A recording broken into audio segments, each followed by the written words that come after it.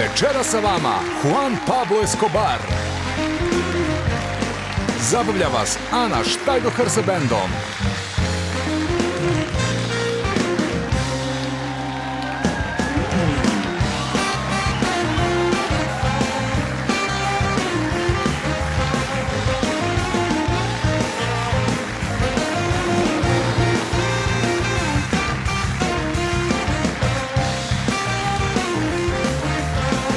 I ahora tu anfitrión, a sada vaš domaćin, Ivan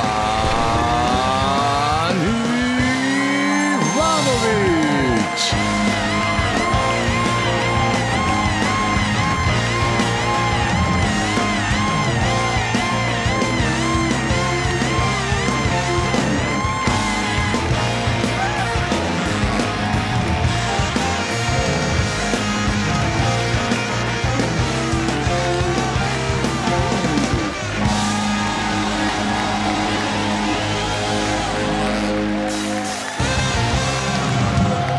Ćao svima, dobro veče, dobro veče. Dobro veče, prošli su praznici, sve je okej, svi ste dobro. Ko se koliko ugojio za praznike? Neviđeno, užas jedan. Užas, čovjek se provodi ono kao i ko je ovo ogledalo? Osim Baneta, on uvijek izgleda isto. Ne znam kako mu polozi za rukom, ali to mora da je tajna neka drevnih ovih NM. Krenemo od sporta, može? Ej! Ćao Srki, dobrodošao nazad. Bilo je tako tiho bez tebe. Ja. Bivši fudbalski virtuoz robija u 8 kvadrata sa ubicama i silovateljima. Znači i dalje ima i biciklice i okrtanje na petoparcu. Sve kako treba. Vaše okruženje je važno za mentalno zdravlje. Bane, od sutra radiš od kuće.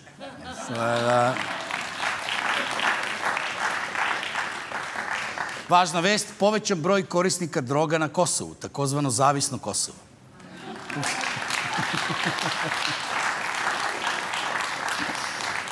Uhapšen pribojac na Zlatiboru zbog narkotika, a toga se najviše i pribojavao.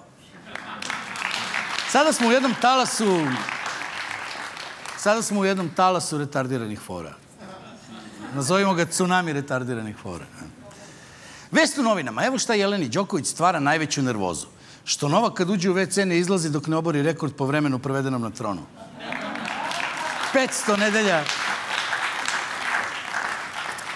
Na Vračaru bahati Beograđanin isekao drvo da bi se parkirao. Ajte, molim vas, otkud Beograđani na Vračaru? Pa nemojte...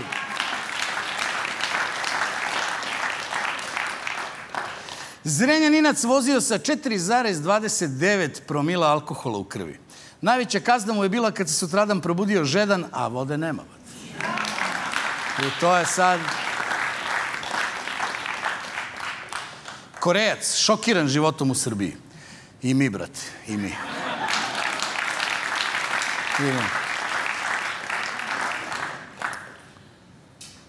On bar ne vidi celu sliku. Naslov, sada možete kupiti psa robota sa bacačem plamena za manje od $10.000. Još ako ga istrenirate da leže ispod kotlića 4 sata.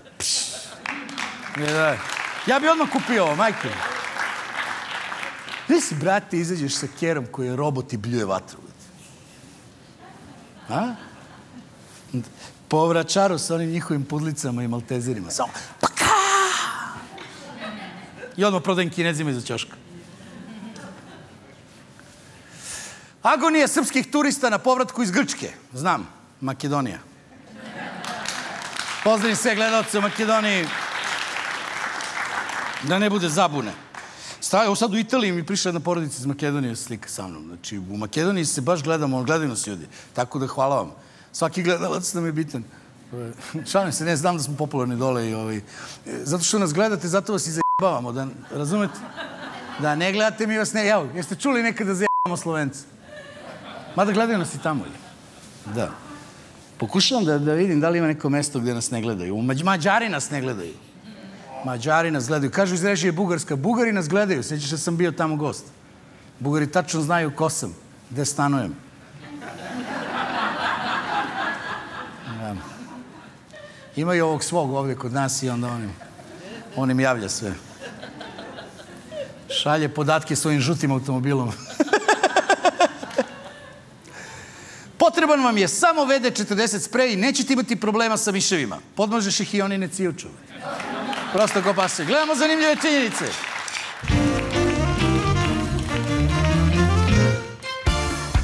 Brat Jovana Jeremić nosi čarape sa likom Ivice Dačića, tako da je pronađeno i kojom mokrom čarapom je udaren.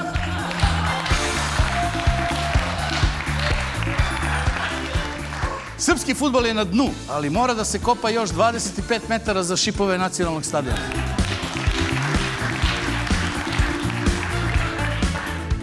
Danas ste pojeli poslednje uskršnje jaje. Do sutra ćete osjetiti prve simptome.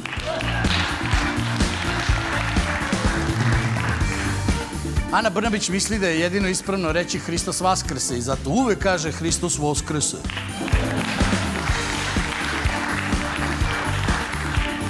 Aleksandar Vučić je više vremena proveo govoreći kako narod ne radi dovoljno nego što je proveo radeći.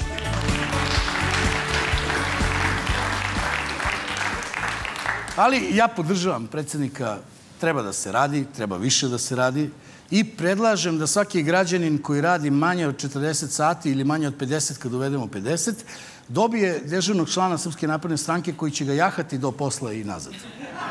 I da mu se smanji porcija hrane. Pa, smijete se. Svi ćete da imate kose oči i da idete peške, budete jahani, mamu vam vašu. Da jedete pileće nogice sljedeći Uskrs, eto, to će da vam doći. Ali neka, tako i treba. Sosu od suvih šljiva. Sosu od suvih šljiva, normalno. Pa nismo cave da jedemo s višnjama ko Mađari. Ko uznemirava morža u Norveškoj, bit će kažnjen sa 1000 evra. Tako da sad baš ništa zanimljivo nema da se radi u Norveškoj.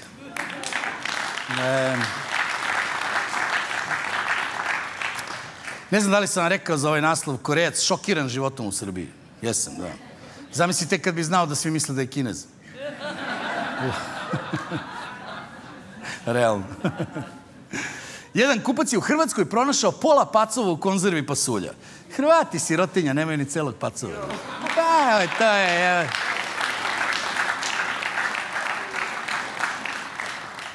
Mada ko jede grah nije ni zaslužio celog pacova. Ko uznemirava morža u Norveškoj, bit će kažnjen sa 1000 evra. A ako ne plati, ide u tvorža. To je... Da. Justin Bieber imao transplantaciju kose, da nadoknadi ono što mu je Puff Diddy počupao. Htio sam da pozdravim sve one klince koji su 2011. imali 10 godina, 12. Ono, Justin Bieber, vi i ja. Never ending story. Živeo Puff Diddy. Vesti smo... Šala. Ali ja sam tada rekao da on prima. Doduše nisam znao da je protiv svoje volje, mada je ostalo nerazjašnjeno. Ali ima snimak. Ne veze. Vesti iz budućnosti. Opozicija odlučila je da ne učestvuje na još jednim izborima. Ovaj put odlučili su se da ne učestvuju pod sloganom Biram da iskuliram. Popularna online igra Fantasy Vlada Srbije uvodi zabranu za igrače. Kako saznajemo, više neće biti moguće uvrstiti u svoj tim Ivicu Dačića, jer su to već zagarantovani poeni. Aleksandar Šapić, gradonačelnik onoga što je ostalo od Beograda, objavio da se uvode nove cenovne kategorije za karte gradskog prevoza. Cene karte variraće u zavisnosti od toga da li ulazite u autobus koji je zapaljen, koji se prepolovio ili koji se zaglavio u blatu. U Legolandu, jednom od simbola procvata Srbije nakon Expa 2027. premijer Miloš Vučević je doživeo manju neprijatnost kada ga je jedan od posetilaca pomešao sa Lego figuricom zbog oblika glave, te pokušao da mu na istu pričvrsti kockicu. Fudbal ipak živi u Srbiji. Predsjednik Fudbalskog saveza Srbije objavio je da se ove nedelje očekuje prva utakmica na velelepnom nacionalnom stadionu. Kako je objasnio, ranije nije bilo izvodljivo jer ljudi rade, nemaju vremena i teško je skupiti dovoljno ljudi za termin pa da se odigra na 2 gola. Gledali ste vesti koje će biti... Da... Dečko sijanski bliznakinje otkrio zašto je toliko voli. Zato što je dobra. Ceo život nosi sestru na grbači. Kralju. Kao što vidite, skinuo sam sve tekstove o sijanskim bliznakinjama. O konkretno ovom paru od kojih jedna ima dečka, a druga... Javit će se udruženje sinskih bliznakinja Srbije da se buni zbog ovoga. Naslov, kralju paprika hakovali profil. On se naljutio 20 skovila. Jutarnji... Brate, sad sam ostao bez love zbog tebe. Kladili smo se da niko neće znati šta je ovo i baš si ti morao danas da se vratiš i da se smeješ. Jutarnji program na Pinku za Uskrs se emitovao iz kuće Jovane Jeremić, a prase se vrtelo uživo u programu, a bilo je i pečenja.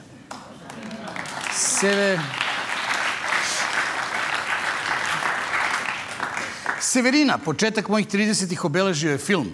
Najgore mi je bilo kako će moj razredni odreagovati. Pa bilo mu neprijatno, ali domar Stipe se obradovao ko nikom. Ne znam, ima toliko godina, je. Ja mislim da ja još nisam radio na televiziji kad je krenuo, kad je izašao film. Koje godina to bilo? Kao, bilo je u 14 časova tog i tog. To je, delio se onaj CD po Beogradu, brate, gde god dođeš, neko ti nudi CD sa Severinim filmom. I to smo čak piraterisali, umjesto smo lepo platili da gledamo. Ne vidim. Dnevnik malo gala. Vest u novinama, Vučića na kineskoj televiziji gledalo 300 miliona ljudi. Dok ga na Pinku gleda manje ljudi, ali sve izgleda kao kinesko. Sva taksi vozila u Beogradu su bela, pa kad budu leteli tačno ne znaš da li je taksi ili oblak. Biće vrlo... Aleksandar Šapić je izjavio da bi se vodio Beograd potrebno je daleko više od teoretskog znanja. Dobre, mora da se ne zna ništa. Striktna pravila. Zajebavanje. Aleksandar Vučić najavio je mogući dolazak Legoland zabavnog parka u Surčin. Eto, može Vesić da im slaže kocki. Hoće da bude... Kineski mediji bruje o poseti Sija Srbiji. I sad će milijardu Kineza da googla šta je to Srbija, što je opet mnogo bolje nego da jedu slepe miševe.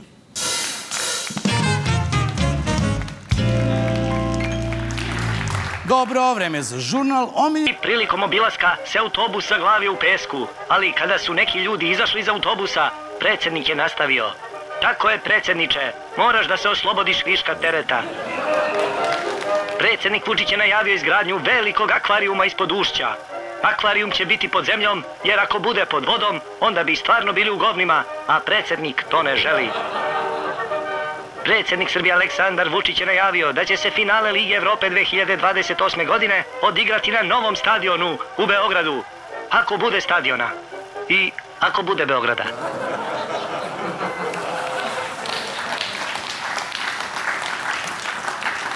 Dobro, vreme za Bise nedelje. Bise nedelje, ove nedelje iz naše kuće, ne negativno, ne ni pozitivno. Meni je zanimljivo kako kada...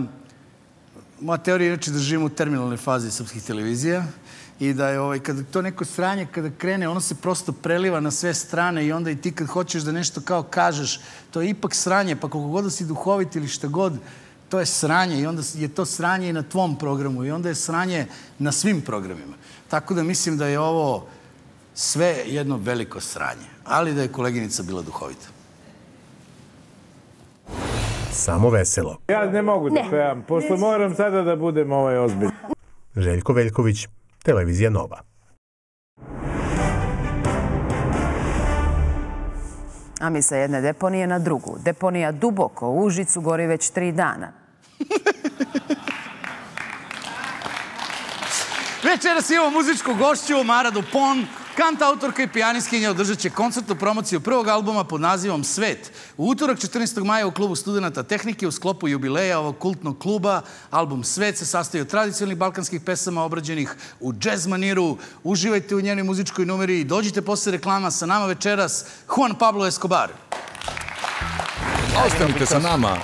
Sadly, thanks to Netflix, we have a new generation of kids willing to be like my father. Most of the money was taken by other people. Seeing your own grandmother saying to your enemies, before you kill him, I want all of his assets. I wish that she could be the kind lady that we saw on Netflix, but at least 3,000 people died, I don't know, because of my father's orders. And I said, hey, Dad, you know, because I am a victim of a car bomb that doesn't allow me or give me a permission to put bombs everywhere. Since we have in this country a lot of young people that are admiring your father. I don't know any retired drug dealers. They are all dead or in jail. So when did you go to Argentina? We enjoyed the privilege of being nobody for 5 years. And after 5 years, what happened? This guy is trying to make an extortion against us, so they put us in jail. You finished the university, you're an architect, and you have a family on your own. What defines my identity is how I behave.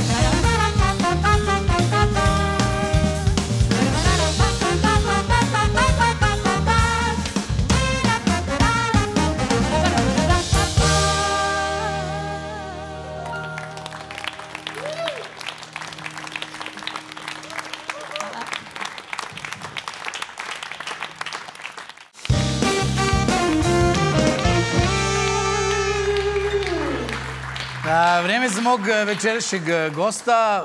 On je dragi gost grada Beograda. Ima fenomenalnu životnu priču koju deli sa svima i šalje dobru poruku svima, pogotovo mladima. Sa nama večeras Juan Pablo Escobar.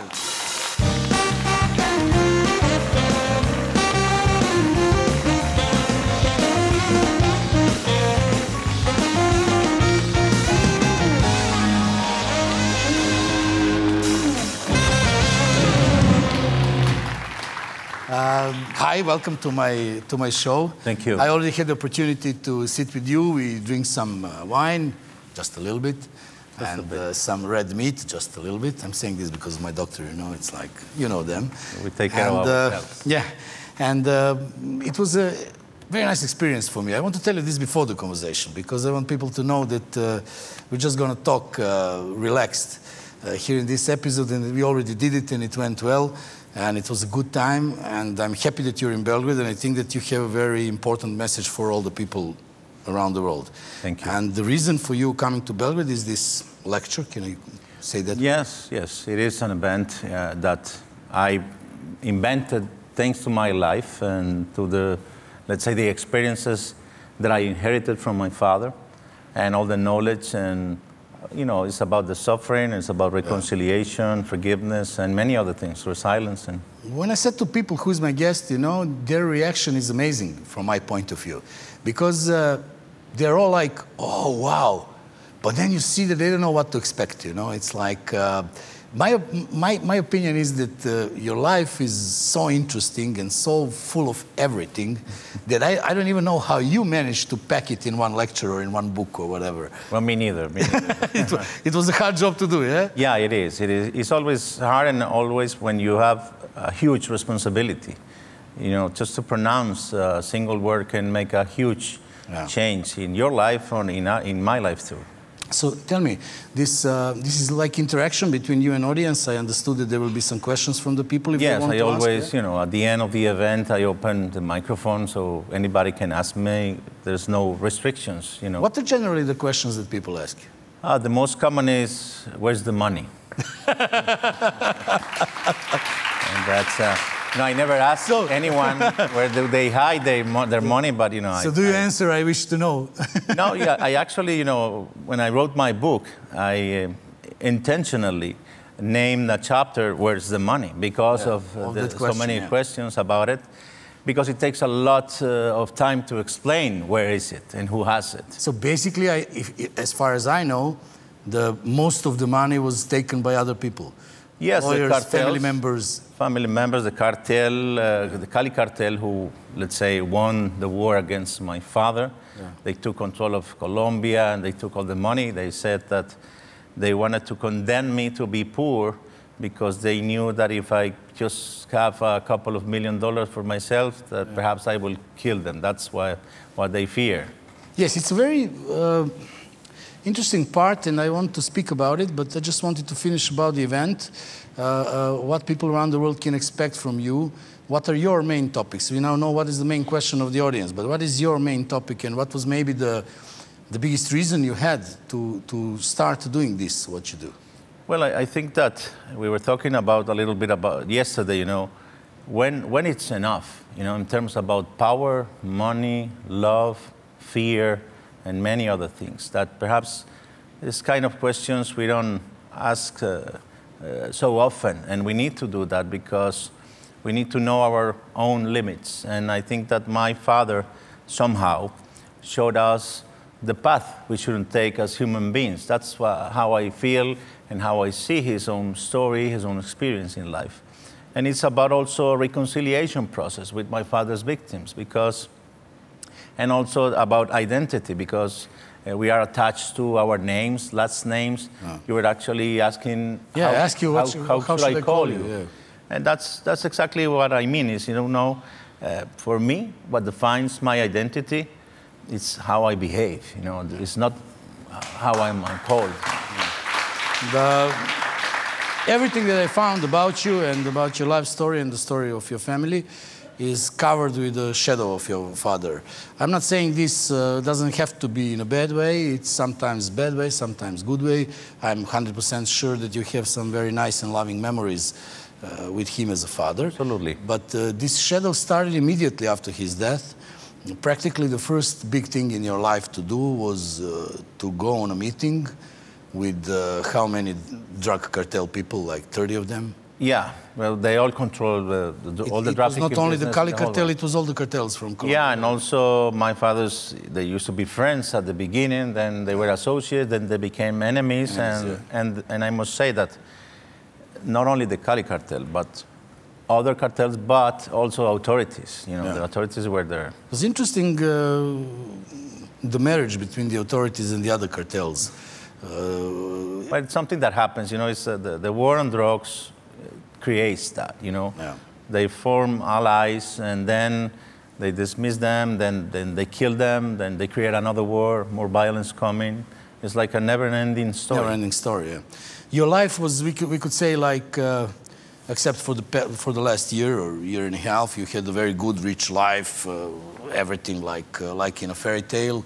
And what I saw about your mom, that she was married to your father as a very young person, and practically when this thing happened, it was the first time in her life that she needed to take care of her family by herself. And the first mission that she had, actually she went first to speak with all these cartel guys. And the subject was, would they leave you alive or... They assured me that I was going to, you know, be killed when I arrived to the meeting. And of course, at the beginning, you don't want to go to that kind of meeting. Yeah. You were only 16, yeah? Yeah, I was 16. And, you know, I received this news when I was in jail, not me, but visiting some of the cartel members because they needed to talk with me. Yeah. And the message was, you have to go there. And I said, no, I'm not doing it. And a guy approached to me and they said, you don't understand what's going on? And yes, I do understand. They want me dead. And he said to me, no, you don't understand. You are already dead. No. And I said, okay, how come?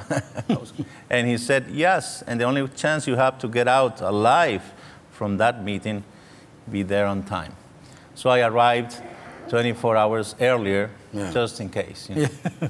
So what was your, when you're entering the room and you know all these people, yeah? Most of them you know already. But I know them, you know, because of the media, because my father told me. You know the reputation, at least. Yeah, the reputation, you know, they were my father's biggest enemies. But the biggest surprise was when I found my family, my grandmother. Yeah. There with them, not with me. So that was a very, very strange thing because I never thought about it, that my father could have such a huge enemy and so close. In the house? Yeah, inside. His mother, you speak about his mother. But I wish like that she could be the kind lady that we saw on Netflix, but... Yeah, that's why I'm shocked, yeah. No, that's why they made a lot of mistakes with Netflix TV series. They don't know. You offered them information as far as I know, yeah? Yeah, but they told me they knew everything, so that they didn't need me, so okay. They bought, you know, the DEA version of my father's story. So it's like a political statement too, you know. Yeah, but the parts of the you know, I'm shocked about the grandmother. Sorry. Me too. I wish that I preferred Netflix version of my grandmother than it was than a good version of your grandmother. More kind, caring and everything. Yeah, and it's not a good experience, you know, seeing your own grandmother saying to your enemies before you kill him, I want all of his assets for me. It's like it was like too much. Yeah. So I feel twice dead in the same meeting because of that. You know, very disappointed. It is. It's an amazing information. And did you have any plan before entering the room? Did you spoke to yourself like I'm going to say this and that and? You know, the only plan that I knew that I just. You know, I just surrendered to God, you know, and then said, okay, I'm in your hands, so just take me wherever you want, and I want to, you know, put an end to all of this. And I only think once that if I pronounce a word, I will be killed right away. Yeah. So I stayed, you know, in silence all the time, letting all talk. What was the first sentence that they told you? Well, I remember that the first guy who started speaking was Miguel Rodriguez Orejuela, the head of the Cali cartel.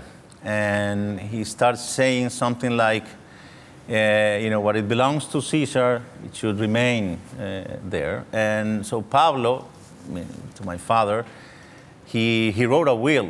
And I was like, it was a little bit strange. They were there, the enemies, to decide the future of the assets and all that stuff. But he was like feeling a little bit embarrassed because my family members were there next to them, like willing, you know, to, when are you going to kill him? Because we are partners. And so they feel like very embarrassed because of that. And everything like shifted very immediately. And they start defending us, you know. No, we are not going to kill them. We are going to maintain the things that Pablo let them inherited. So, because they wanted to have the same opportunity in the future. When we die, we need to be respected. We need our families to be respected. Yeah. And they show a lot of respect even to my father, even if he was one of the worst enemies they all. Yeah, they call him a tiger on that meeting, yeah? Yeah. Unbelievable with the grandmother. I'm really shocked. I didn't see that one coming, yeah. You had to say, yeah, there is, yeah, absolutely. Just only one thing. Only one thing. I can imagine, you know, before you coming here to have a conversation with you, I was really not afraid, but there's always a dilemma when somebody's coming and his life is such as yours. There's no way you can put everything in one show, in one interview, and then, you know, to choose the moments and to pick the story and whatever. So I just, I brought the same decision, show me the way. And where this leads us, that's how the conversation is gonna take place. So anyhow, you had to guarantee to them that you will not do any revenge. I promised them, and I made a huge mistake. I told them that they told me, you should never be part of the drug trafficking business. And I said to them, no worries about that, because that's a curse. Yeah. And that, they wanted to kill me. You know, that's... Yeah, what do you mean, curse? It's our life. So they start arguing with me. Yeah, what do you mean? What do you mean by that? It's like, we live a great life, blah, blah, blah. But after a year, they were all dead. Yeah. And half of them in jail, half of them dead. So it is a life that will won't take you to any good place. Doesn't matter how you behave, doesn't matter how you think you're gonna be, the kind of life, the kind of business will take you to the worst places. And this is actually your main message today, yeah? Yeah, you know, because sadly, thanks to Netflix, we have a new generation of kids willing to be like my father. No. You even see they are tattooing my father's face the T-shirts, everything. And everything. Yeah. So it's became like a regular thing, like a normal thing. And now they wrote me in the social media and they say, we watched the TV series and we want to be like your father. And I received, you know, messages from all over the world. It's not a Latin American thing. Yeah. I received messages from Afghanistan or Russia or any country of Europe. So it's like a very weird thing. Middle East, anywhere, you know. I'm always thinking that maybe people who makes those series or movies or whatever, their main issue is not to make audience love these people and be like them, but it happens somehow. And the most common case is your father. It's very interesting that I watched, I think, everything that is made about him. I'm not a fan. I don't think it's a good job and people should do that. But I noticed one thing, that there is always a part in which you should like something that he do. At least he's always shown as a caring father, and like you go kill this guy and then you come into the room and then he's immediately a soft person, like forgetting everything. And I think this is the reason why people don't, I don't want to say hate him, but why people want to be like him. They maybe think that they could not make his mistakes and then have a good life. But there is no good scenario in this business. But also, was he such a type, a caring father and I have no complaints about the father. You know, I have complaints about the gangster or the terrorist, the guy who was giving the orders to kill a lot of people, and most of them innocent victims. So, and even if they were guilty, I find no justification for violence. You know, I think, and I have, you know, argued with him for several occasions. Let's say when the Cali cartel put us the first car bomb ever in Colombia. And my father started, you know, responding to them with more car bombs. Yeah. And I told him, please stop, man. What are you doing? And he said to me, you forgot your little sister and your mother and you were the first victims of the terrorist attack. So I'm giving them back what they deserve. And I said, hey, Dad, you know, because I am a victim of a car bomb, that doesn't allow me or give me a permission to put bombs everywhere. Of course, yeah. But you know, he was a man full of excuses to commit violence and crimes, and he is like he was already sure that he was going to be a criminal for the rest of his life, so he wasn't thinking about how to get out of that life. And the consequences for you guys. He never thought about that. When was the first moment when you became aware of who your father is? I assume like when you were 4 years old, you didn't know anything about it? No, not at all. You know, I just, imagine me, you know, I was a kid and I was, you know, just next to my father going to political events. Let's say he was inaugurating soccer fields for the poorest, and all the, you know, people, the crowd was saying, "Thank you, Pablo, thank you, Pablo." So I looked my father as a hero at the beginning, as we all do with our fathers. And suddenly he just disappeared. The Minister of Justice was killed, and in the news they were saying that my father was the one who was behind. So that was the first moment that you realized? Actually, you know, the first time it was because he told me. You know, it was because we went to exile after the minister's death, and during that occasion in Panama, he sat me down and he told me, "Hey son, I want you to know what I'm doing and who I am. I am a bandit, and this is what I do for a living." This is the exact words he pronounced. He declared himself as a bandit. So you are how old you 7 years old. 7 years. And of course, I know the meaning of the word bandit when I was 7, but I never figured out that my father was the chief or the CEO of the biggest criminal empire of the past century. Oh. And was it like we saw, like all these armed people all around you all the time, and how did it affect you? All the time surrounding me. I grew up with all of them. You know, I didn't have any friends from my childhood. They were my friends because I was surrounded by them, protected by them. That was my atmosphere. And the level of life, was it really so exclusive, like they're showing in all the movies and everything, like you get whatever you want, or? Man, that didn't last only 5 minutes. Yeah. I would prefer to not have any of those things. Of course. My father was considered one of the richest men in the world, and not even his millions could buy up 1 minute of peace for him. So how many times you were under the attack, or did you I lost count. You personally, yeah? Yeah, under attack, you know. Did it affect you as a kid? Well, I don't know how you see me. So you think that I'm affected for that? I don't know. No, I'll tell you, I see you now as a very cool person. But I'm assuming that there is a real hell behind you that you somehow managed to solve. That there is a mountain that you climbed on and then went down as a different person. Well, I think that, you know, the process of writing books, telling your own story, open your heart and your hands to tell the story to the world. And also recognizing the victims' rights and tell them the truth and asking them for forgiveness. Even you if made a contact with them. Yeah. I started this process, you know, in Colombia.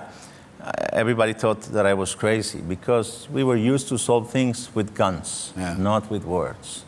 And I said, unfortunately. So I said that was one of my arguments with my father. And I said to him many times, if you have to use gun to stand up for your ideas, maybe you have to double check.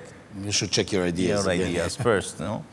So it's like it is a process that I started with my father's victims. First, I contacted the family of the Minister of Justice, the sons, all of them.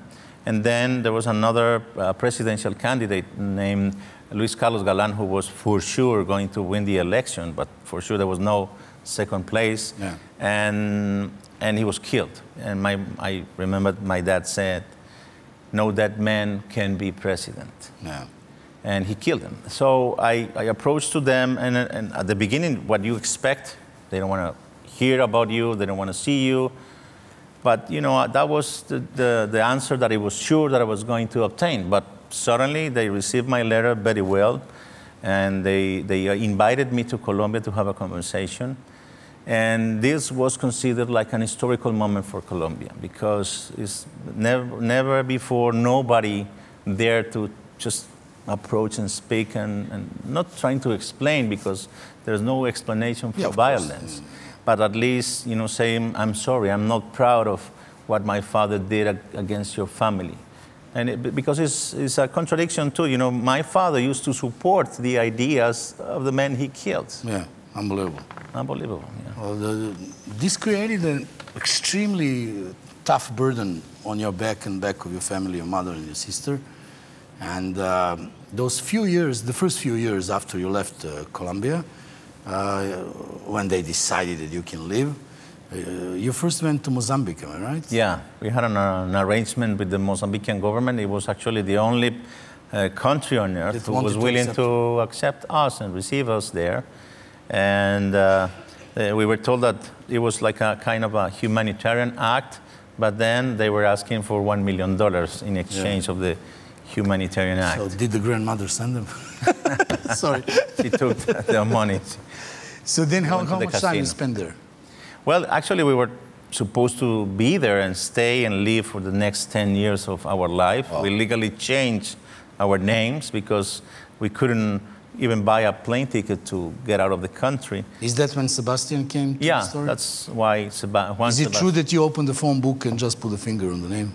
Well, no, actually, we asked for the phone books. There was no internet in that time, and we were just trying to find last names that couldn't be related to the drug trafficking business. So until we get into the letter M, we found like a couple.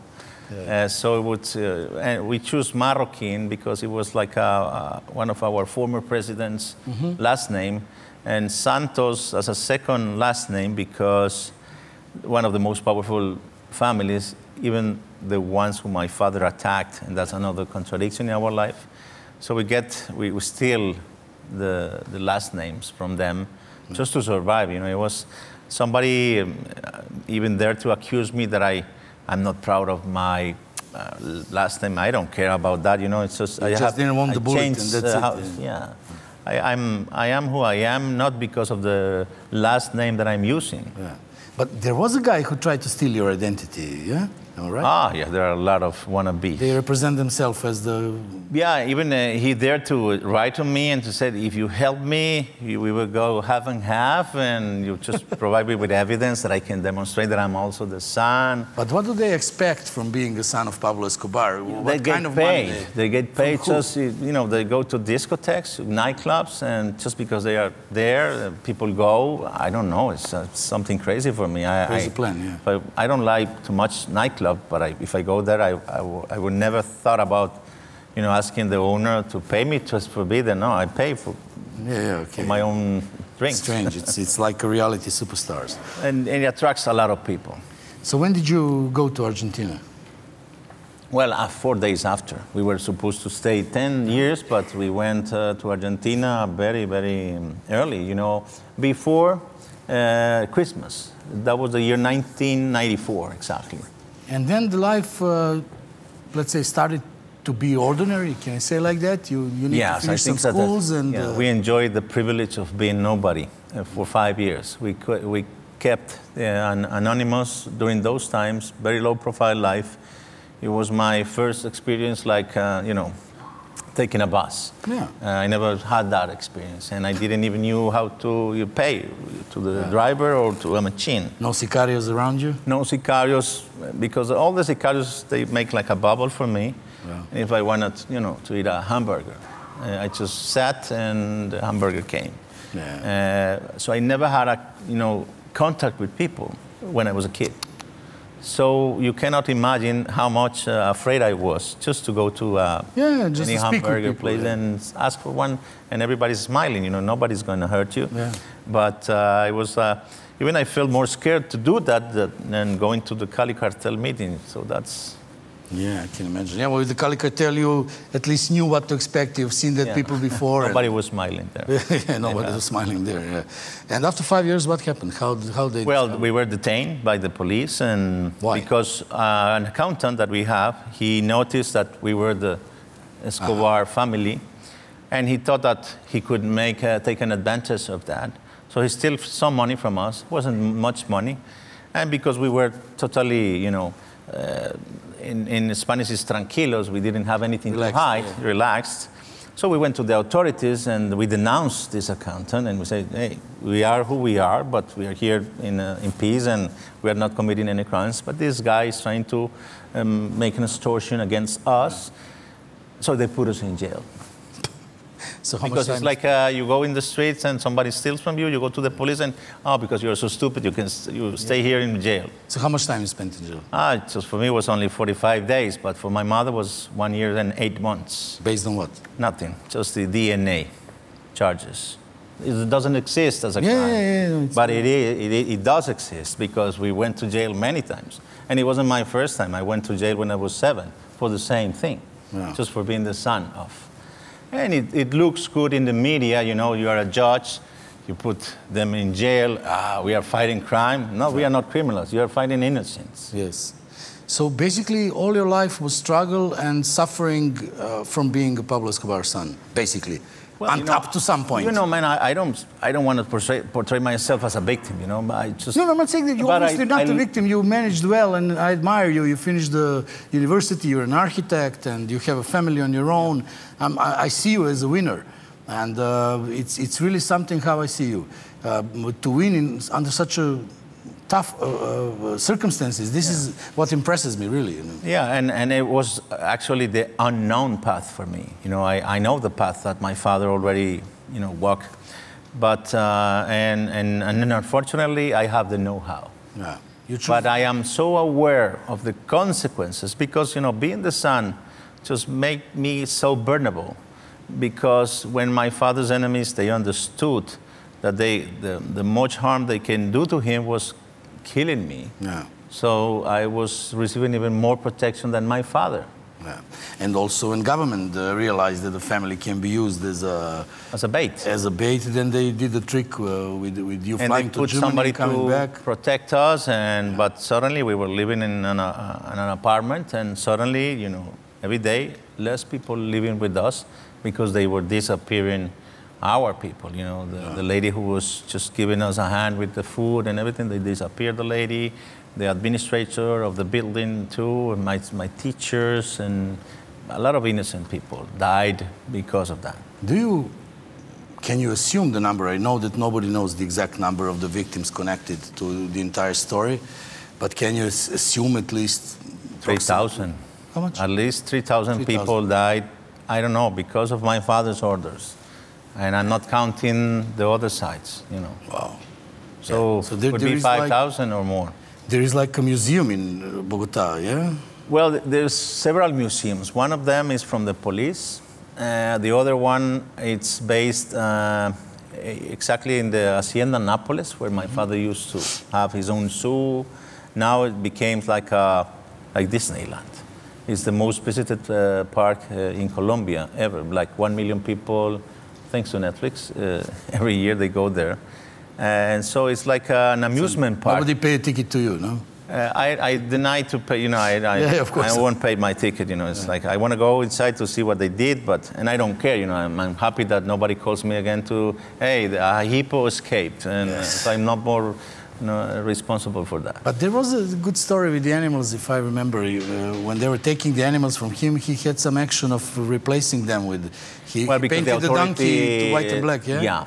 Yeah, to replace a zebra. Zebra. Yeah. So that's... And also, you know, chickens to replace birds that really were very expensive, like $20,000 each bird. So it was... My father was very fast to cheat, you know, to make any kind of... you know, he was a very, very simple guy to find solutions for very complicated problems. Yeah. Well, okay. Well, obviously he was searching only on one side, you know, the solutions. I mean, well, you know what I mean? Yeah. Well, he was, you know, considered the Da Vinci of crime. From one of his victims, our former Vice President Francisco Santos. Yes. Is the name. Was kidnapped by my father's orders. He stayed kidnapped during 6 months at least. And it was a very, you know, unique moment, you know, seeing him talking about my father like the Da Vinci of crime. And it was like a little bit confusing because you didn't know if there was some kind of admiration or, you know, very weird. Hard to recognize, yeah. Yeah, weird. How many times your mother was in jail? Like 3 or 4 times. How did you see her role in your life after leaving Colombia? How did you feel as a man? Because I know in Colombia, you know, the man is the one who should solve everything. And were you able to help her? Yeah, were you able to help her, or did you do it? And how did you do it? And Well, actually, she has a great impact in my life. She really stayed with us as a mother, protecting us 100% all the time, 24 hours a day. That was her main goal, just to take care of us. And when I was part of the documentary Scenes of My Father, where I actually had the opportunity to meet the sons of my father's victims, and when I got the poster I just signed it to my mother, and I made just a dedication to her, and I said to my master of forgiveness. That's my mother. Yeah. It's, was this like a problem to you to be a parent after everything? I assume that bringing a decision to have a child was not easy for you. We waited more than 20 years to experience the blessing of being a father. Because I felt that if I dare to, bring a child to this world, and if I felt that this child was going to be attacked again by the authorities and being pursued just because of his DNA, like I was pursued many times, that I felt that would make me a very bad person, and I don't want to be a bad person. It's easy to be a bad person, at least for me. So I didn't want to dare to bring a child in those circumstances, because I felt that would put in danger my dream. And my dream is to be a pacifist and to stay and remain as a pacifist and to wake up every single day of my life and to choose the same path. Yeah. So it took me 20 years when I felt that everything was like a little bit more relaxed and calm. So we started trying, and it took us 5 years to achieve that goal. But again, the thing is that what I noticed with you, and we spoke about your son, and there is like you need to explain immediately who you are and what I assume that was the conversation you had with your wife when you met her, and with any person that you want to socialize with. You need to say who you are, what troubles might come. Although you're not, No. I never introduced myself as I am the son. I'm nobody. No, I'm speaking just in the context of possible problems that might with my son, like when he started talking, he was almost 2 years old. The first thing I started talking to him was about his grandfather. So I told him the whole story. So if you have a conversation with him now, you can ask him, tell me about your grandfather. And he will tell you, okay, my grandfather was a criminal, but he was also doing this and this and this.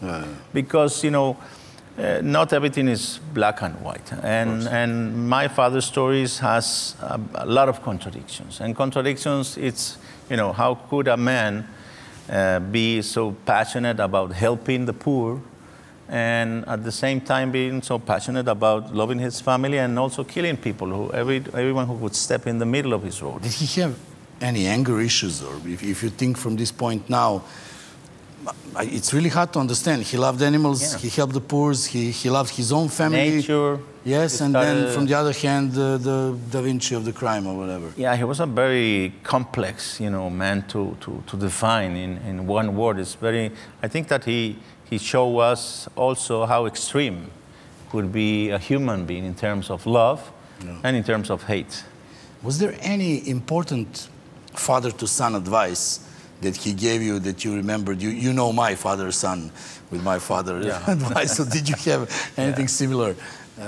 Like the ultimate message for you for life? For me, it's, he said, when I was 8 years old approximately, he set me down in the Hacienda Nápoles and he put all the drugs available in the world in front of me. And he said to me, today we're going to talk about drugs, son. And the first line that he said to me after that was, a brave man is the only one who doesn't do drugs. Wow, that's cool advice. So I will never forget that. And I tell this to the kids because we all have friends, and some of them, they can, consume drugs, and they all will invite you to do the same. Yeah. And because you have to, maintain your friendship, you have to do it because you feel like, committed, But, you know, you have to be brave and say, no, thank you very much. You know, I don't want that. Is it true? In every movie, and especially in Netflix series, he's always shown with a joint. Yeah, but not as much as they showed. He used to say to me about that never take decisions under the effect. Yeah. If you feel sad, if you feel depressed, don't take it because it will make you feel even worse. And just do it in a relaxed way. And he showed me that, you know, son, every time I go and walk alone and I go into the jungle, you know what I'm doing there? And I don't know, father. And he said, I'm smoking marijuana there. Because I respect you, I don't do it in front of you. And because I respect your mother, I don't do it in front of her. But that's what I'm doing. Well, interesting person. Usually when people smoke marijuana, they eat sweet and go to sleep. Well, my father used it like just for in a relaxing moment during the night. Obviously not enough, I would say. Yeah. Sorry, I'm making a black joke. No. Maybe you don't feel like, you know. No. We already know each other. Yeah, we already know each other enough, yeah. I'll make a short break for the commercials, because that's how we live. We have nothing else to sell, you know. It's like only commercials and that's it. And then we'll continue the conversation. Okay, but it won't be too long, don't worry. It's, I will not molest you so long. Htjeli da najavim naše sledeće muzičke goste 30. maja u MTS dvorani. Očekuje nas koncert Gifts and Roses, Symphonic Show of 80s. Uživat ćete u hitovima Depeche Mode, Duran Duran, Simple Minds, U2, Iggy Popa u novom audiovizualnom ruhu. Večeras Gift izvode pesmu Rebel Yell od Billy Idola. Ostanite sa nama.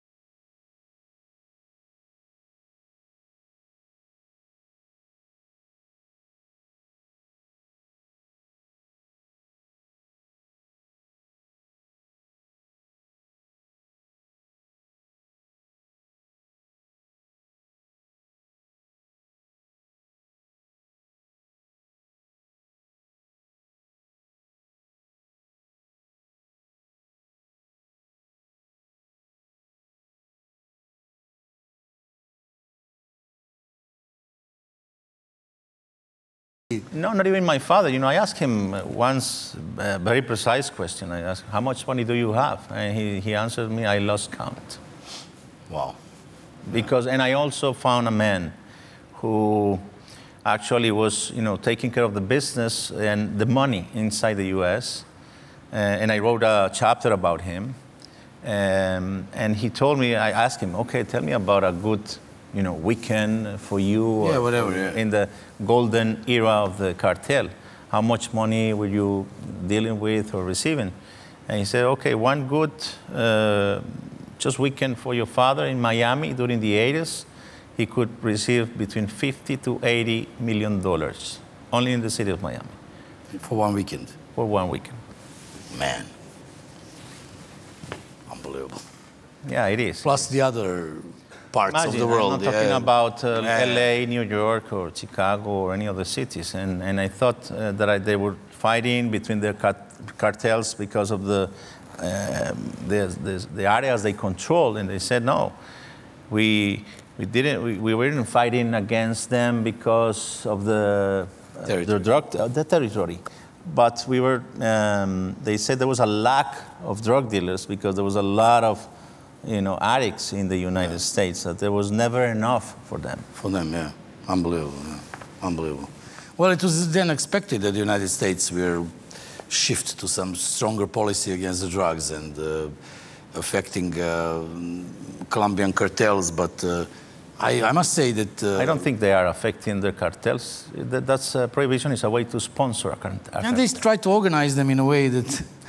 It's the not well-organized crime, and you know, for me, the war on drugs is just leaving a lot of blood. We already, you know, have 1 million deaths between Mexicans and Colombians, and not for drug abuse, just to control the territories. That's a huge war, and the business, thanks to a law or a decree, is being given to the bandits and to the criminals as a gift. So do you think that it will ever be solved in any way? Do you see any kind of solution in the future? Well, we already declared a war on drugs 180 years ago, when the biggest cartels, China and the UK, start fighting for the Opium War. And look at the results today. We have as much Pablo Escobar as you want. They get bigger, they get stronger, they have more money to bribe anyone, they can defeat and challenge any government in the whole world. They even own submarines today, they were like a huge country by themselves. So I think that perhaps we should start thinking about the possibility of, you know, changing our way of thinking. And how about if we declare peace on drugs? How about if we accept the fact that we have been consuming drugs, humanity, for centuries, and that this is a health problem, this is a medical problem, not a military issue. So it should be addressed like that. And among all those things, the governments should control the substances. Today you found cocaine with glass powder inside. Why is that? Because drug dealers, they don't care about the health of their consumers. The worse they get, the most so money you think they will accepting like what happens with marijuana in many countries? Starting by the United States, more than half of the states already legalized marijuana. Yeah. But at the same time, they are giving instructions to all Latin American countries prohibit marijuana. Yeah. Why is that? Well, I don't have a solution. I'm just asking you. Me neither. But I don't know. You know, I don't have a solution, but we all know what doesn't work. Yeah, something needs to be changed. We all know what doesn't work. Yeah. Thanks to that prohibition, that created the perfect storm for my father. So he became bigger, more powerful, and he killed Minister of Justice. He killed CIA agents in the United States. He was, challenging everyone, and that only prohibition gave him so much power. Interesting subject for me, because in Serbia we have a situation where we are now in the middle of the big, huge process where arguably the government itself is interfered in the production of marijuana, which is illegal here, but we speak about the tons. So maybe we are just the innovators and not the criminal government. Maybe they will have now the excuse, maybe the good way of story, how to explain their behavior. For me, there's no, if you want to support criminals, continue prohibiting. That's the best way you can. Yeah, that's and I know many drug dealers, of course. I never met a single one of them who was in favor of legalization, because that would be the end of their power and the business. Yeah, understandable. Yes. And I know that there's a lot of prejudice, and it's a deep subject that requires better conversations and more. Oh yeah, absolutely. People should understand that you and I, we don't think we are the two guys who knows the solution right now. No, but we know what doesn't work. Yes, we already know. For sure. We have evidence of what doesn't work. Absolutely, I agree with that. I want to ask you about the parenting. In every man's life, you think something about your parents and you have some attitude about them and their parenting, but then when you become a parent, it's like a good time for revision of... understanding. Yeah, understanding, yeah. So today when you are a father, how do you see your father as a father? Would you maybe in his place stop earlier because of your kids understanding? Could he even understand what's going to happen to you after he's gone? No, I think he never. That was one of his biggest mistakes, not thinking about the consequences of his actions. And generally in life. Generally in life. So he was like doing whatever he wanted and not thinking about it. And that's why, I don't know, we are speaking about him 30 years after his death until today. It's like 3 decades. Is too much? And I don't know, I think that my father, he was, like he was brutally honest with me. And I respect him for that, because he never lied to me. Even if the truth was something very hard to swallow, he never lied to me. And I appreciate that very much, because I never lived a fantasy life like the other sons of that I know today. And they were actually let's say, they were my father's enemies too. None of them have seen their father as a criminal, because they already portray themselves as a businessman, decent people who are just being gossips, but it's not true. We are good people. And so I felt that I had a better father if I compare to the others. And now... And my biggest challenge for me as a father today is how to raise my kid. What kind of father would I be if I tell my son to hate his grandfather? I'm not that kind of guy, but I need to be very sure and make him very aware that when he has enough and he's get older enough to make a choice, to make a decision, he will choose not to be like his grandfather. Yes. So, are you honest with him? You must be honest with him, yeah? Yeah, absolutely.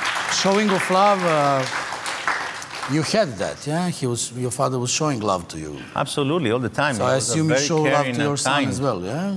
Absolutely, man. And it was a very difficult time, because in Colombia, we're still today, even today, we're a macho country, And in those times, it wasn't something that people look at, something nice, that a father could give a kiss to his son. It was like something gay. I understand. It's like, and it was like everybody would look at you like, but the patron, my father, the big boss, every time I arrived to his office or wherever I saw him, he was giving me hugs and kisses, and so that really, he didn't care about that, and he was a truly loving father, and I think that today I am also the guy I choose to be because of the love that I was raised with. So we could say that the love is universal. It's very important, man. Universal key to solution for every problem in this world. That's how I see it. No, and I follow you on that, because I grow up with a lot of bandits, and the most common story with their families was violence inside.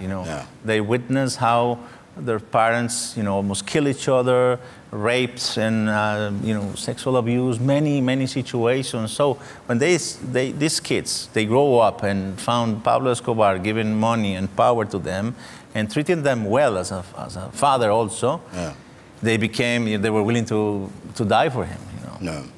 No. You brought your son to Colombia and you showed him this museum, I don't know how to call it, and you told him, like, this is what your grandfather did. Yeah, and we went to the ruins of La Catedral prison, where there's a small museum with all the pictures of my father's victims and terrorist acts and how many policemen he killed.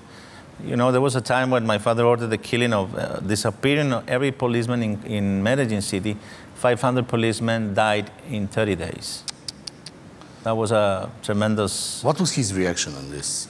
Well, you know, I was trying to show him that, as I told you during the beginning, nothing is black and white. You know, I wanted him to see by his own eyes the reality of the facts behind his grandfather. But at the same time, I took him to my father's neighborhood in Medellin, the ones he built for the poorest. And he was willing to speak with the people there and say, yes, but I have to tell them that my grandfather was a bad guy. And I said, I know what you mean, but that won't be the perfect place to do such a thing, because these people, they love my father because they only receive love from him. So, and that's life, you know, that doesn't erase the violence at all. Yeah. And that doesn't, you know, diminish the fact that there was a lot of blood behind the money he used to help those people, but he needed to understand that there should be a balance and that we have to respect everybody's opinion. If somebody tells me that my father is a terrorist, it's true. Yeah. And he told me he's a drug dealer, yes. And he was also a good father, yes. That's all true. Since we have in this country a lot of young people that are admiring your father, the criminal part about him, and he's extremely popular in Serbia as a drug dealer, and they would like to be as he is, and etc. Do you have any message for them as a son of the guy that they're admiring, and as a person who was there in the middle of the hurricane and who tasted all parts of that life, and somebody they can really trust when you tell them there is no doubt about what you will tell them? The first thing is that, trust me, that if it was good, I will be part of it, you know. If there was something good that I could find, I will be part of it. But I never found something good in it, and I don't know any retired drug dealers. They are all dead or in jail, so I believe that they are very talented as persons, as human beings. And my invitation is, don't waste your talent, you know, in those stupid things. Because, yeah, it could promise you a lot of money during the beginning, but at the end of the day, it will kill you. It comes back like a boomerang, man. It is a curse. What I said to the Cali Cartel members. And they were arguing me, but look at the Cali Cartel today, what it remains. And it was a corporation. It was huge. It was like impossible to destroy. Companies, like banks, touristic agencies, everything. Very, very complex organization. And it's totally destroyed. Their families separated. And nobody can, you know, live to go to the United States or go out. So they are like separated.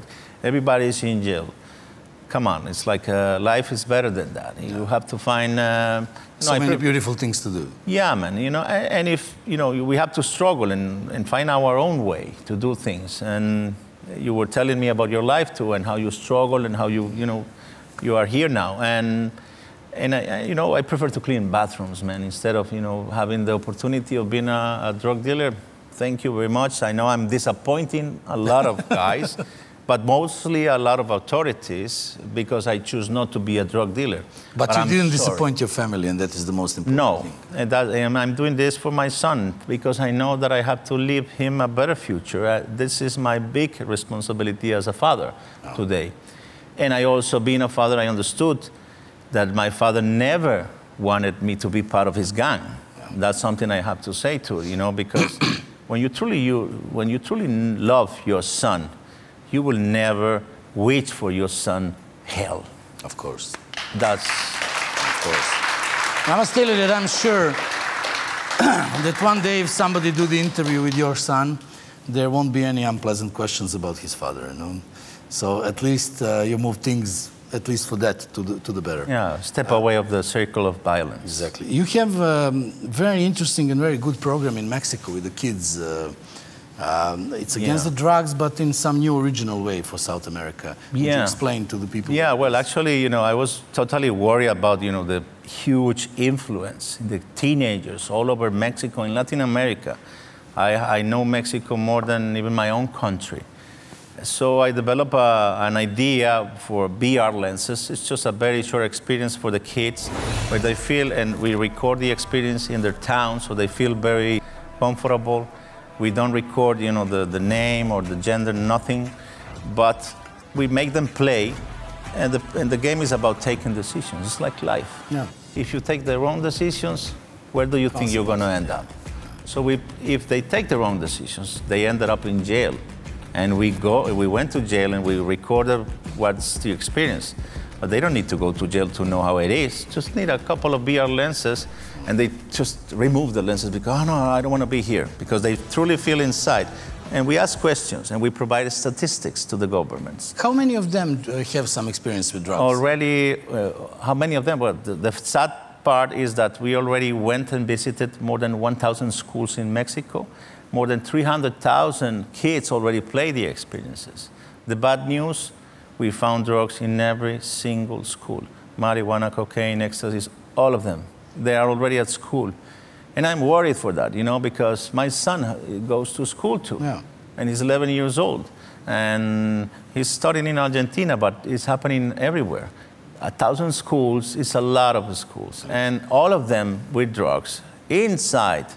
Is like too much. So we provide this kind of information because also we ask about guns, type of violence, so the government could truly use for better purposes their own resources for crime prevention.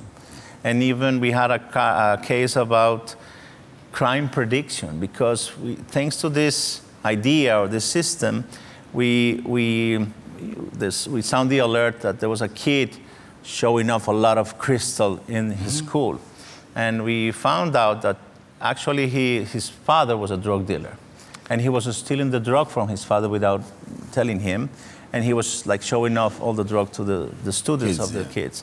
So there was a 300 student school, 250 played the experience, and 230 said to us that they saw crystal in the past week at school. So that also, you know, allow us to act before he would start selling and you know, make an epidemic. I spoke with some people here from Belgrade, and we spoke about our time when we were in school, you know, and then the conversation went from like there were drug users in our time as well, you know, not so many, but they were there. But then one guy said, but we didn't have any dealer in the school. Yeah, okay? You know what's going on? You didn't have anybody dealing drugs in the school, you know. In Latin America, we found that even some teachers are delivering the drugs to the school. You know, it's like I truly think that in Latin America it went too far. You know, I'm worried as a human being how these people are going to solve this, because it's, I mean, you know. Well, we are just trying to be as creative as possible to use this in favor of, you know, the community. New technologies. This is a good idea because it's kids and you know they are. We should say they are very poor kids and they don't have access to this kind of technology. So when you arrive to a school with lots of lenses, VR, they all want to participate. They want to feel the experience. So it's good. And also we develop an experience for the police forces to train them in human rights, because many times they don't know how to react properly. So we develop also a program special for the forces. So this is like that, and these lectures that you have, and writing a book, and architecture, I guess. Those are your occupations in life? Also, yeah, industrial design. Do you manage everything? I'm a film producer, I'm a writer, a speaker, I'm a lot of things. And I clean bathrooms. So you obviously used your talents for some other things. For better purposes. You know, if we have, you know, there's no need to waste our talent in bad things. Come on. If my father could have seen his own talent and have a little bit more patience and hard work, he could be twice as millionaire. And could still be alive. Do you?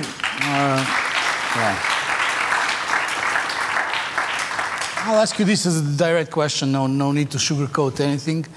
we know each other already. But when we lose somebody, you know, and somebody dies, from time to time, I used to love a lot my grandfather, you know, so from time to time I imagine him sitting on the cloud, watching my life and saying to me this or that, being satisfied or not, shouting, don't be a pussy, or things like that, you know. But do you ever think about your father like that? And what do you think if he can see you from time to time? Would he be proud on you today, or? Absolutely proud. He will be sitting first line, for sure. He will be proud of what I'm doing because I am being consistent, you know, with my thoughts since I was a kid. And even he declared myself as a pacifist when I was 14 years old, and when he surrendered to La Catedral prison, he made a public speech, and he spoke about that he dedicated the surrender to the government to his 14-year-old pacifist kid. Yeah. So I believe that he is not disappointed at all, because even when he was alive, I was telling him what I think and what I knew about life and what I believe, not in violence. No. This is the end of our conversation. I want to thank you that you came here. I want to say to everybody to use the opportunity when they have it in their town to go and to listen to your lecture and to speak with you, to read your book. Thank you. There's going to be a lot of interesting and useful things there. And personally, as I was always hunted when I'm not finishing it. I was always hunted when I was watching the movies and the series and everything. For me, the main issue was I was always angry that they never followed the story about the family, you know? In every movie, every series, there is you, there is your sister, there is your mother. Yeah, but my father is the only main character. Yeah, okay, it's normal. But since they all insist on his relations with you guys, they finish the story, they wrap it up, and we never know what happened to you. And, you know, if you have in every episode the family, for me, I'm that kind of guy.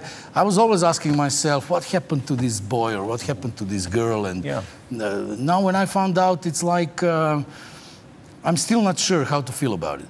But I know that this impression that I have about you and with conversation with you, I really see you as a true winner. And I'm very happy that I met you. Thank you. I'm very happy that I got some answer that this guy from the movie or from the, you know, that character that I imagined, he found his way at the end. And he feels good about himself and his life, and he has a family. And somehow he managed to put ends together. So I really admire you for that. Thank you. And I wish you and your family good health and good long life. Thank you. And a lot of successes and happiness that you certainly deserve after everything you passed through. Thank you. Thank you very, very much. Really. Thank you very much. Thanks a lot. A pleasure. Thank you, my friend. Ovo je bilo sve što sam ja imao za večeras. Nadam se da ćete izvući korisne pouke iz ovoga i shvatiti ono što je Juan Pablo Sebastian, I'll use all of your names, imao da vam kaže. Shvatite ovu poruku na pravi način, shvatite je ozbiljno i shvatite da vam na kraju ostaje samo ljubav. I to je definitivno najvažnije na ovom svetu. Laku noć, vidimo se sutra uveče na istom ovom kanalu. Hvala vam.